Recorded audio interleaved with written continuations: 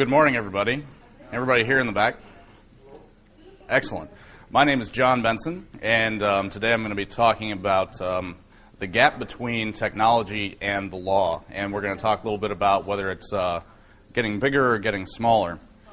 First, we're going to talk about some of the fundamental differences between the two worlds of technology and the law, and why those differences lead to kind of where we are today with uncertainty in how the law is going to treat things. Then we're going to take a look at some perceptions and adoption of technology and security within the legal community. Then we're going to talk about the Julia Merrow trial and talk about what happens when you have attorneys on both sides that don't at least have a working knowledge of technology to be able to talk about it and actually find the facts the way that they should be. And then, if we have time at the end, I will talk a little bit about what happened last week with the release of the HD DVD decryption key and kind of the response to that. First, who am I? Some of you may know me as jurist. I am an attorney. I work at a very large corporate law firm in Kansas City. And in fact, if you were here at the legal talk yesterday and heard about going through stacks and stacks of documents saying whether or not something is responsive or not, that's my job right now. And it's a good time, let me tell you. I'm also a professor at the Colorado Technical University at their Kansas City satellite campus. And if you want more details on that, I have resumes at the front because I love my job so much right now. Well, first let's talk about the differences between technology and the legal community. As we all know here, technology becomes more advanced every single day. What may be state-of-the-art one day is certainly not the next. And growth and development are encouraged. And how does that contrast with the legal world? Well, sweeping changes in the law are actually extremely rare. It's a common misconception that courts can just simply overturn previous decisions. With the exception of Brown versus Board of Education, which ended segregation, usually you will not see that. And if you do, it is a very big deal in the legal community. The law is slow to react to changes, and I've got to know that it kind of hates things that are new and different. The legal community is always very slow on the uptake of new issues, and we know that just now the Federal Rules of Civil Procedure have officially recognized electronic discovery and codified it. That's all I will say today about the Federal Rules of Civil Procedure to keep you all awake. So why can't the law be different? This is one of the questions that I hear a lot from people well, isn't there something that we can do to make things work better? Well, the common law system, which has been around for thousands of years, is very stable, and it creates laws that are not in flux, unlike the civil system in continental Europe, where you can have two seemingly identical sets of facts and two separate decisions. Here in the U.S. and in other common law jurisdictions, you can very easily predict what will happen in a future case based on what has happened before. Changes in the law are very slow and methodical. Every case that comes to an appellate court answers one very specific question. And from that one specific question, the one specific answer, there's usually another question that can be asked, but the courts will not deal with that. They only deal with things that come to them. So what does this create when you bring together technology on one hand and the law on the other? Well, we don't know how the law will treat many aspects of technology and security issues. for a couple different reasons. First, in order for very settled upon law to be created, it has to go through the system and to actually reach an appellate court of some kind. And second of all, a lot of cases and a lot of factual situations haven't even been brought up at the trial level. So until those happen, then the questions will remain. Well, let's turn now to how attorneys have adopted technology and what some of their perceptions are of it. And I will say that what I'm going to talk about today is merely anecdotal evidence and things that I have observed in my own area. And I have no doubt that in many other parts of the country, attorneys may be considerably more savvy. But in Middle America, these are some of the things that I notice. Well, who are we talking about when we bring up the legal community? Most attorneys don't have a deep understanding of technology. They simply will use it, but really don't understand it. And part of the reason why is that a lot of attorneys, since they do bill hourly, they would much rather spend their time billing hours instead of figuring out how to use their computer, which is fine. Then you have the bench, and judges, as you can imagine, are even worse. They reach a certain point and have lots of support staff that understands all the technology. Also, attorneys come from very diverse backgrounds. You have people that have undergraduate degrees in political science. You have some that do have backgrounds in science and engineering. But what I've noticed is a good number of those individuals get snatched up and by intellectual property and go and work on patent law and things like this. And what that leaves is a void within the rest of the law, where you don't have individuals who have a deep understanding and are very conversational in technology and security issues. Well, is there hope? What are the new lawyers coming out of school like, and what do they know about technology? Well, for my graduating class, most of us did have laptops. Many states now allow you to take the bar exam on the laptop, which was a godsend for me because my handwriting is atrocious and probably would have fallen off had it not been for my computer. Most use Windows.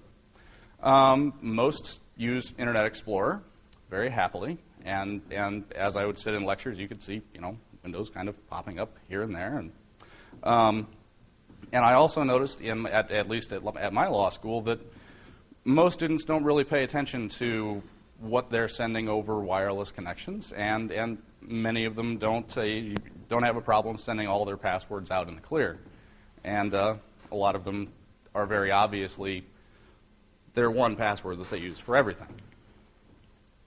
And those are the youngest group, the group that should be on the cutting edge.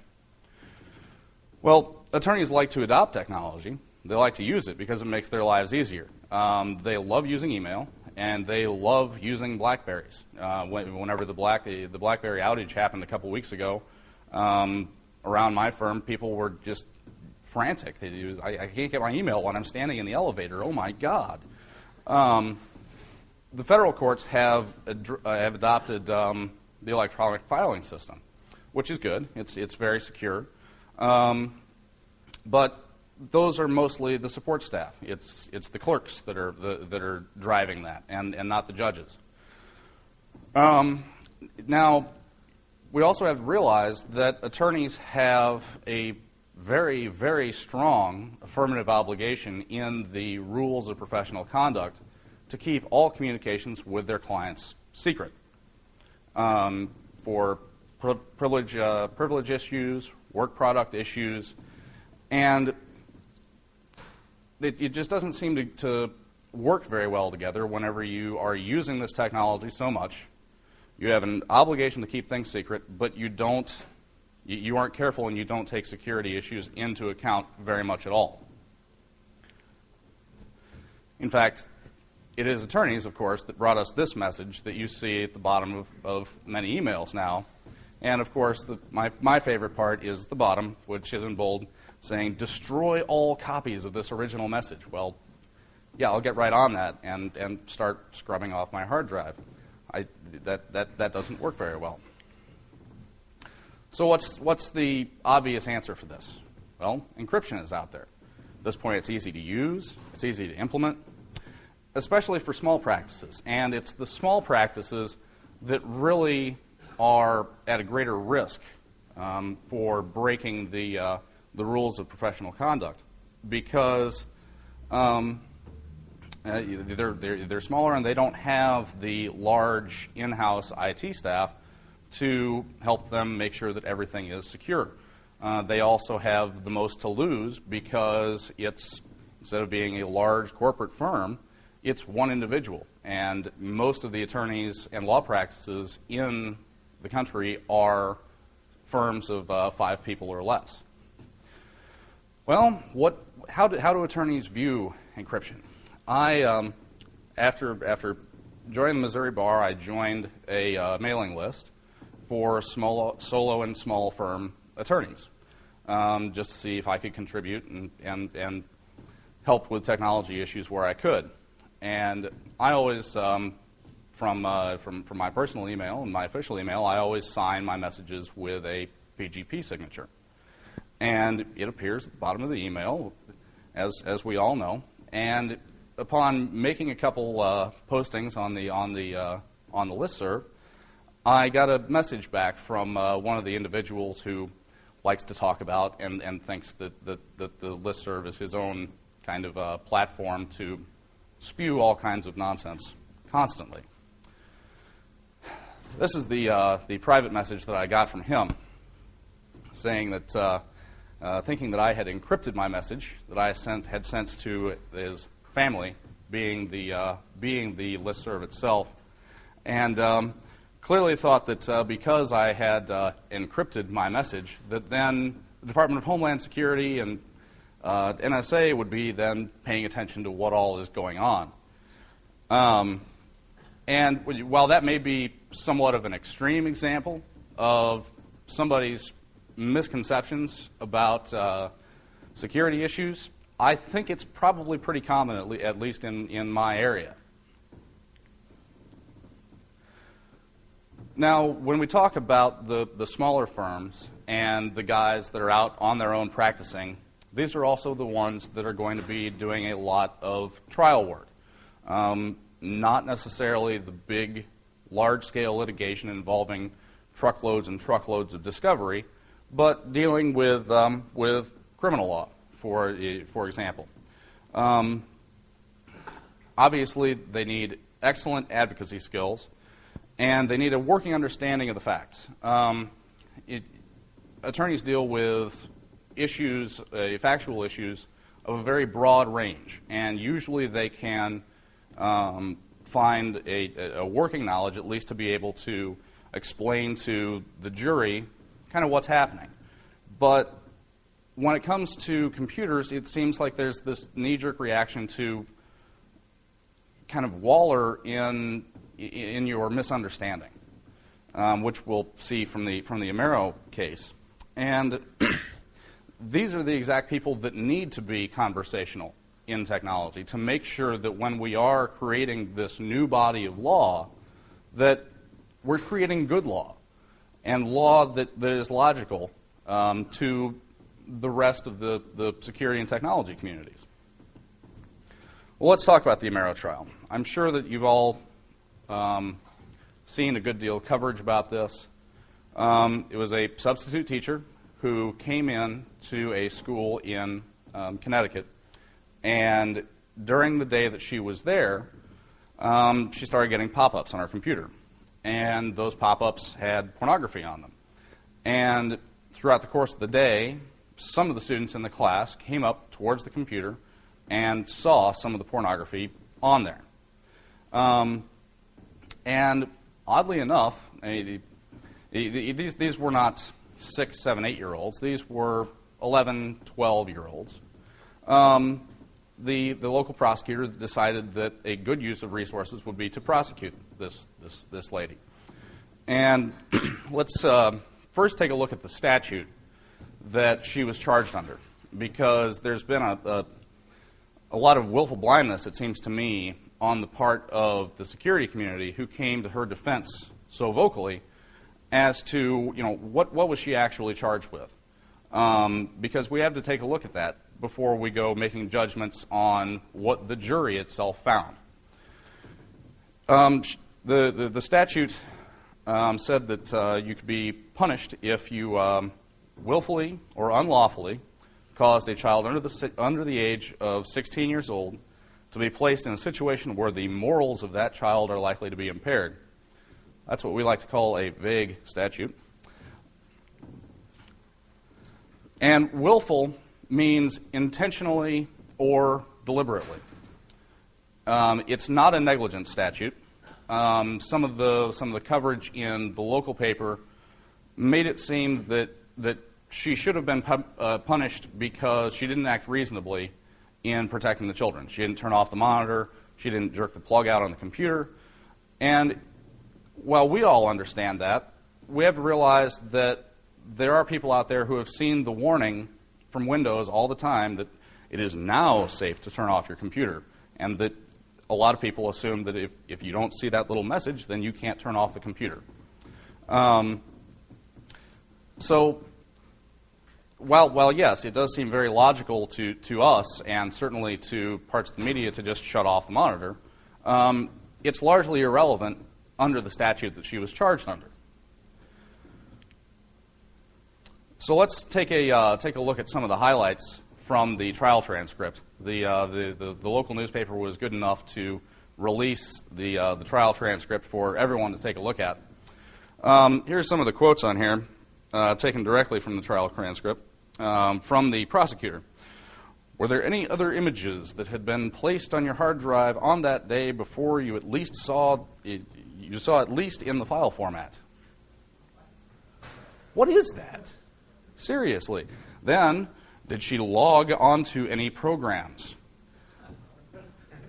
Okay. And there are many opportunities to kind of laugh as we were going through here. I'm sure that the prosecutor was as giddy as I was to cite this website in open court. Specifically to what I'm pointing to here, my understanding is that this, vaginalcumshots.com, specifically this website, again, was access to that PC in Mr. Knapp's classroom.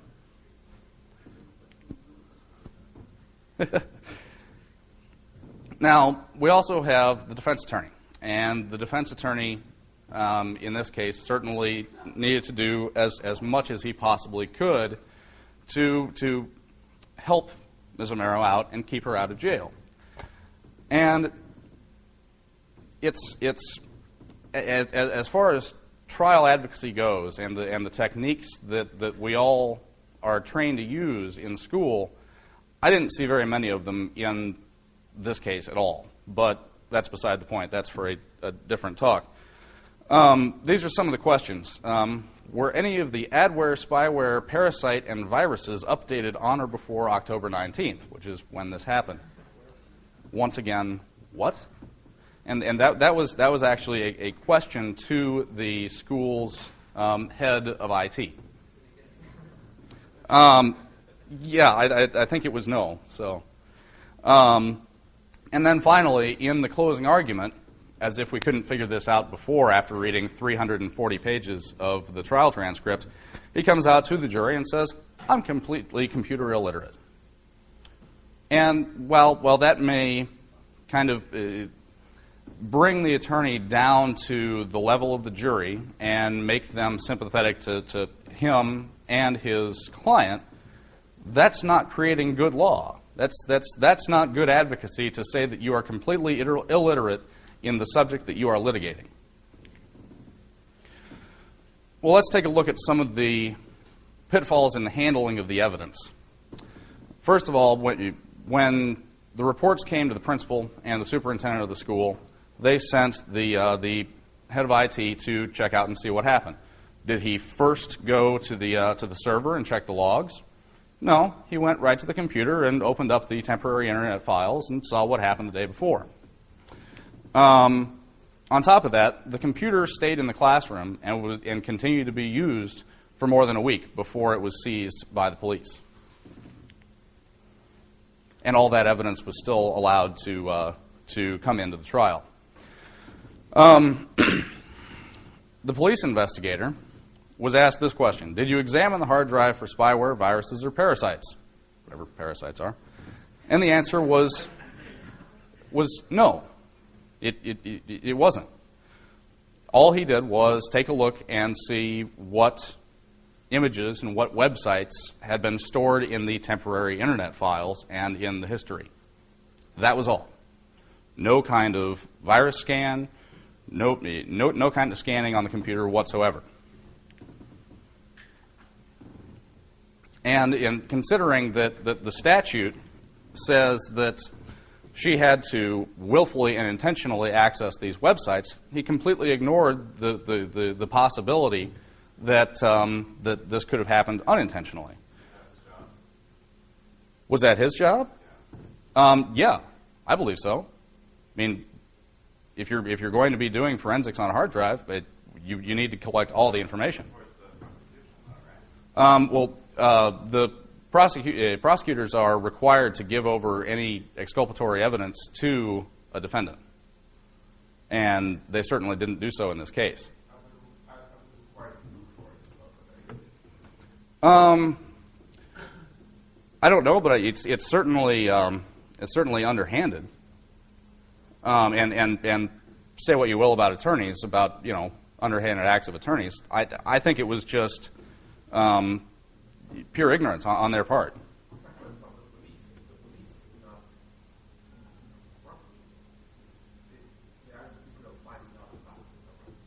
Right. Yeah. Yeah, but the defense should have credited methodology and the work on cross-examination. The cross-examination is a complete mess. Personally, I probably could have done the cross-examination in about 3 sentences and been done with it. And it just kind of drags on and on and on, and no real good facts come out of the cross-examination of this individual as far as impeaching the evidence that they had. Plus, you also said that they did check firewall logs. Often that'll show you the infection coming in. Yeah. They checked the filtering, so they could see that the websites were accessed, but they didn't see any of that. But now that we talk about checking the logs, let's talk about the individual that was in charge of computers there. The district, and he very clearly said this in court, the district runs Windows 95 and Windows 98 machines, and this is just a couple years ago. They only had antivirus protection, no kind of other anti-malware protection on there at all. And he did say that there was filtering software installed district-wide, but they didn't update it. In fact, they didn't renew their license. And it's unclear to me, and from the trial transcript, it's murky as to whether the filtering software stopped working when the license ran out. But he clearly said that it wasn't updated. And had he updated the software like he was supposed to and done his job, then none of these websites could have been accessed either intentionally or unintentionally. This is a question to the head of IT for the school district. Does spyware and adware generate pornography? I'm not aware that they do. I don't know if he's ever been on the internet, but so why was some of the evidence excluded? What happened, and this is also kind of, I put this on the security community that came back so strongly. They were angry that it was just a procedural technicality that kept a lot of the evidence out. Well, making sure that the other side knows what evidence is going to be presented is not just a technicality. The way the trials work, you always exchange the evidence. You know what's going to happen. There is no kind of Perry Mason moment where you have the surprise witness or surprise evidence come in.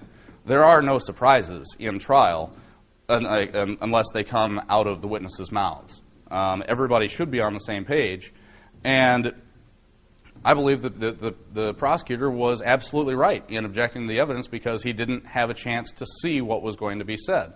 He couldn't prepare to effectively cross-examine on evidence that was just then being brought to his attention. And would it have made a difference had he been able to give his PowerPoint talk to the jury? Would it have made a difference? And I don't really think so. The judge did not preclude him from saying adware or spyware or anything like this within his testimony. He brought these facts out, that he believed that this happened unintentionally on the part of the defendant. And in fact, the prosecutor, in an example of tremendous trial advocacy, was cross-examining, doing a recross of the expert witness, and he asked him straight out, "What is your conclusion about this case?" I don't know if you know anything about cross-examination, but the idea of just asking an open-ended question like that, you shouldn't do that because you don't know what's going to come out of the witness's mouth. And the expert did exactly what he should have, and he said it wasn't her fault. It was caused by the adware and the spyware. So his conclusion did get into court and was heard by the jury. But let's talk about the expert. He was extremely rude to the judge and spouted off on numerous instances that he thought what was happening was wrong. After a long, drawn-out objection, he was asked a question, and he told the person that was asking the question, "I don't think I can answer that." And the judge, even though you're reading it, you can tell that in a very fuming voice said, "You answer the questions that are asked. I will tell you if you can't." And the expert witness certainly didn't do a very good job of building any kind of rapport with the jury or with the judge. So who do we blame for the wrongful conviction here? Blame everybody, if you ask me. We blame the district for not maintaining their technology correctly. We blame the state for bringing this case in the first place. In my opinion, it was absolutely ridiculous to use so many of the state's resources to wrongfully prosecute someone. The defense attorney was, by his own admission, computer illiterate. He had very little business handling this case, in my opinion.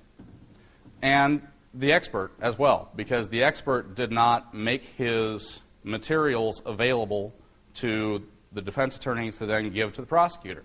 An expert witness needs to be an expert at being a witness, needs to understand that we get my testimony out ahead of time, we make sure that everything is set to go, and you certainly don't yell at the judge and tell the judge that what they are doing is an airplane crash, which is what he said to the judge during an objection.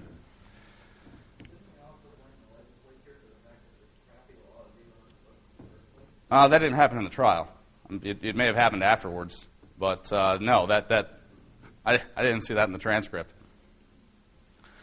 So the response from the security community, was it warranted? There was a lot of shouting that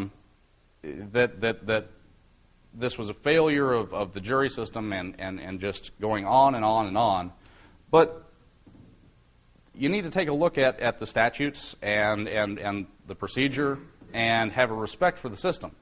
Just because you believe that the overall outcome is wrong, unless you understand the process behind it and how you got there, it's probably a better idea to read up on it.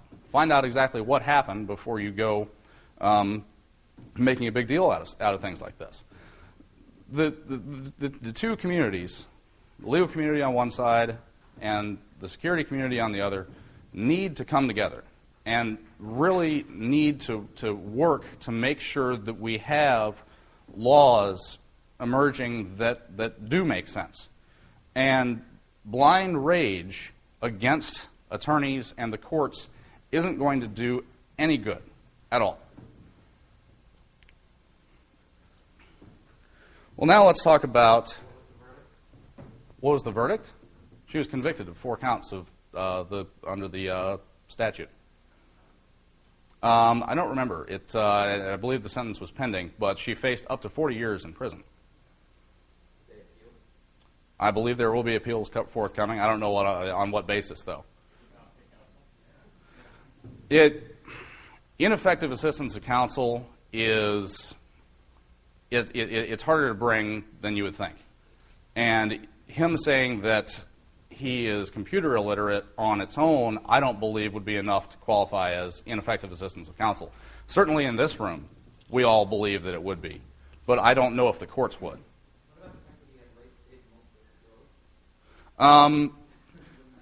Well, he certainly wasn't a powerful presence in the courtroom, I can imagine. But that alone would not render him ineffective. Well, then let's turn to what happened last week and the release of the HD DVD processing key. Well, it was released weeks ago, but it kind of came to a head last week whenever it appeared on the website dig.com, and Dig received a takedown notice under the MCA, and they had a choice to make. Do we take it down, or do we fight the takedown notice? They did what they thought was right in that situation and took it down.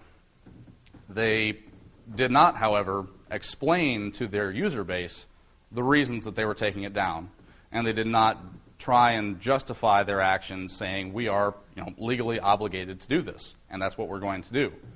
Well, the user base of dig.com then decided that this was censorship and this was wrong and this was a constitutional issue, and therefore decided to flood the website with the key everywhere. And the key has been posted on so many places on the internet. I believe that one of the stats that I read yesterday was that the key has been accessed at least 2 million times. But let's take a look at the facts and whether what Dig chose to do was correct. Dissemination of this key is a violation of the DMCA. Whether or not you think it is ridiculous that you can copyright works, or whether or not the DMCA is good law, which it, in my opinion, is absolutely not, it is the law that we have. The Digital Millennium Copyright Act. The takedown notices were valid, and it's not a First Amendment issue. If you're going onto a privately run website and you decide and they decide that they object to something that you're doing, they can do whatever they want. We're private parties here. You're not entitled by virtue of it being on the internet to do anything that you choose just because you're on the internet and sitting behind a keyboard. Where do you draw the line? I mean, that the key is it's not source code, right? So I can't put the fine on my skin or on my website because it's in source code and somebody wants to serve me with a DMCA violation? Oh, well, no, I 100% agree that it's ridiculous. But it is a component of something that can be used to circumvent copy protection. And it's still a violation. And from the way I look at it is what an individual wants to do. If I wanted to post the key on my website, and in the spirit of civil disobedience, then that's perfectly fine. But to expect a third party to acquiesce to something that you believe and therefore put their financials at risk is completely arrogant and completely immature. You know, I don't think that I think Dig did what they had to do, but they could have handled it better. What they should have done was explain why they had to do it, and then see what happened. And if and this is something that with the new user content-driven sites, that it's something they're going to have to learn to deal with in the immaturity of your user base. If they're going to refuse to comply with the law and they're going to put you at risk, then feel free to pull the plug on the site. As soon as it just started filling up and filling up and filling up, they could have just jerked the plug. So, but let's talk about the reality on the other side. I'm certainly not defending the takedown notice or anybody acting under the DMCA. The AACS needs to realize that this is Pandora's box. Once it is out, it is out.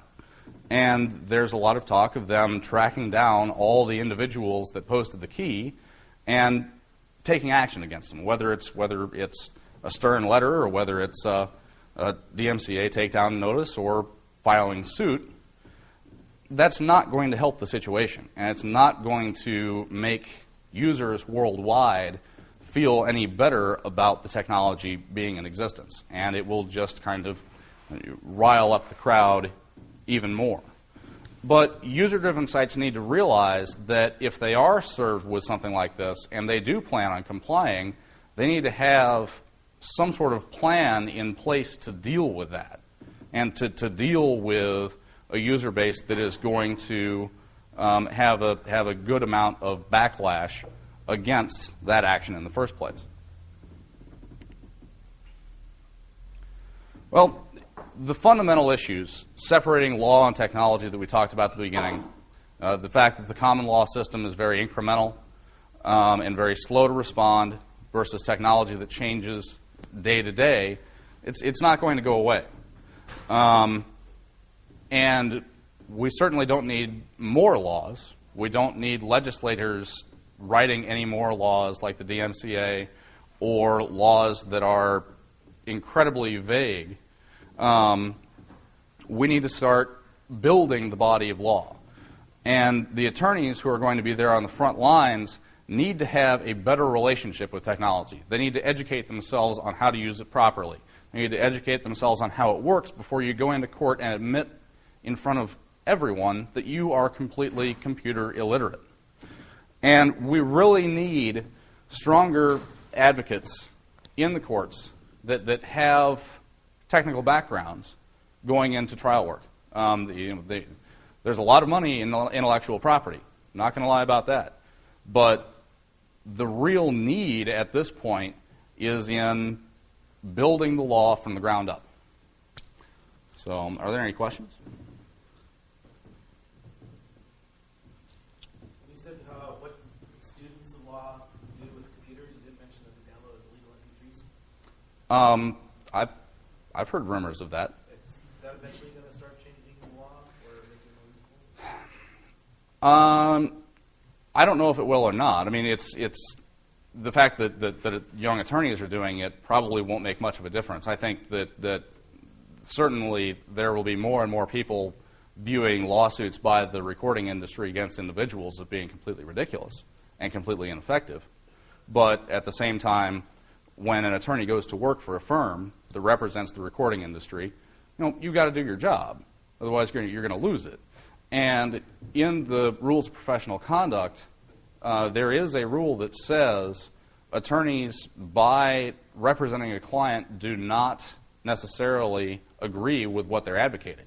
They're advocating the position of the client and don't necessarily believe in it.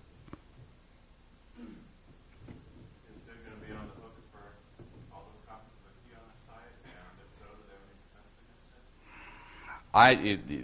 it? That'll be interesting to see. They got the takedown notice and they took it down and then lost the fight against the users and said, we'll go ahead and try and fight this. But this is something completely new. Civil. Certainly civil. There was a case like a year or two ago about libel not being, about forum operators not being responsible for libel posted on their site by users. Would that have an impact on this? If it's coming from the user community and not the owner of the site? I think that that argument certainly would be made, and it's probably a pretty good one. But the argument on the other side is, hey, you could have pulled the plug on the site once you saw what was happening. That's that's up in the air. I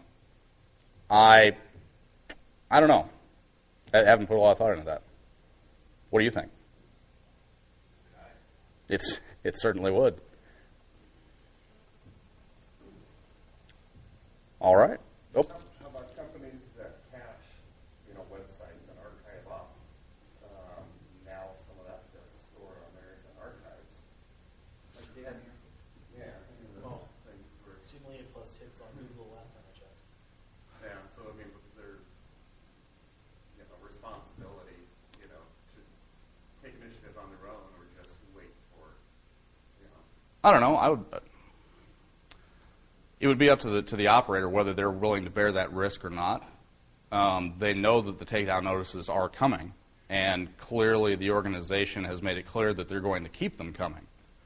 And just like with retaining documents, if you can reasonably anticipate litigation, it's reasonable to expect that you're going to get the takedown notice.